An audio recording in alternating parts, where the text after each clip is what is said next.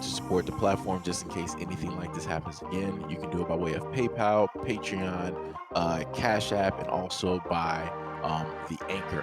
And you can also further support the platform by way of going to the Teespring store or the shoe store that is located in the comment section below.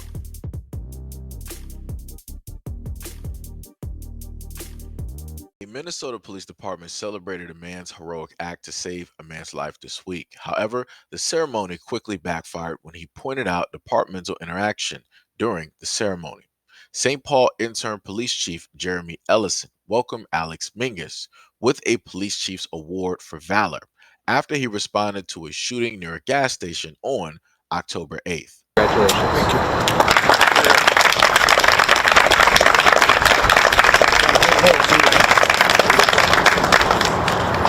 Congratulations. I'd like to give you an opportunity to say a few words.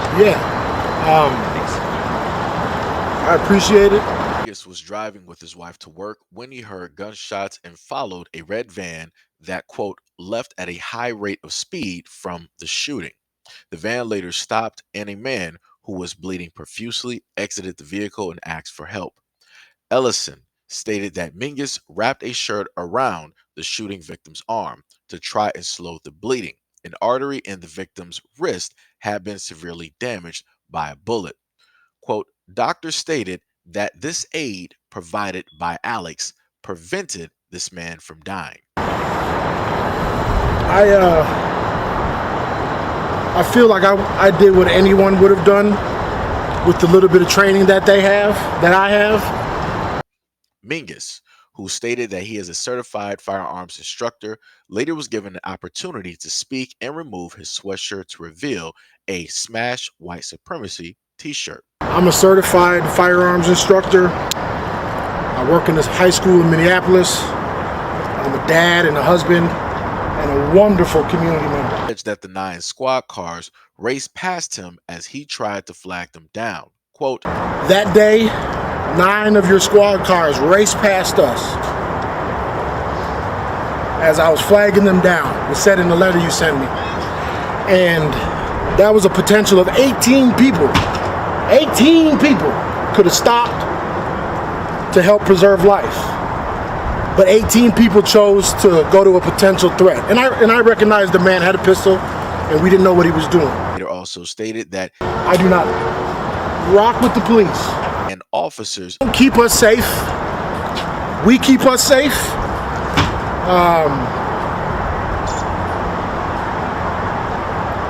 Riots work.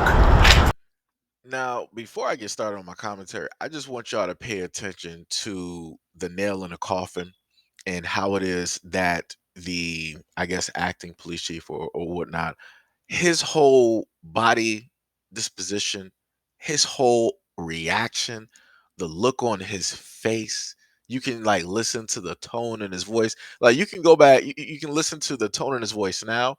And if you happen to see the full video, you can go back and search it up and listen to his voice when he was giving the speech and welcoming the guy in and wanting to give him the reward. Let me just play that clip for y'all real quick. Y'all be safe out here. Great work. Thank you. Thank you. Appreciate it. Thanks. Is it boxwood? The face that you see directly right here in front of you, it speaks volumes and it's telling you exactly what he feels internally. He has things that he wants to state, but he can't because he's a public official. All eyes are directly on him. Realistically, he's angry at the fact that, first of all, he came up here, right? And they feel like they were just thrown aloof, right? That he came up here to accept the award, but then he had an ulterior motive. Right, but this is his speech. He can do whatever it is that he wants to do as long as it is not, vulgar or massively disrespectful. He has the freedom of speech. This is his speech, and he can decide to come up there and speak if he wants to, and speak in which a way that he feels. And he stated facts, right? He said smash white supremacy. Now, anybody can, in a sense, look at that t-shirt and then have a problem. But knowing the fact that this man saved the life that the police did not sit up there and save. 18 cops rolled by that scene and did not once decide to stop in order to try to give assistance. A man that was on his way to work with his wife stopped and gave assistance. Not only is he just any man, he's a firearm instructor. So he knows more than most how to use a firearm properly. And what do we normally see out here on social media? We see cops deciding to use their firearms inappropriately. They're not going by any type of guidelines or regulations. The cops pretty much just make up what it is that they want to make up. As soon as it's time for them to get caught up in trouble, they'll just justify it some way, somehow. And then you will have police supporters that will do the exact same thing. But this firearm instructor, this husband, this community member, this father stopped. He did what the police, what public servants weren't even going to do. You didn't need 18 cars to go directly to that scene. Or 18 cops. You had enough cops. You could have spared one in order to go over here and to see what it is that was going on. The man was bleeding profusely, an artery was hit, and if that life-saving motion, that action did not take place, there would have been a person that would have passed due to the fact of the actions of the suspect that 18 cops needed to apprehend.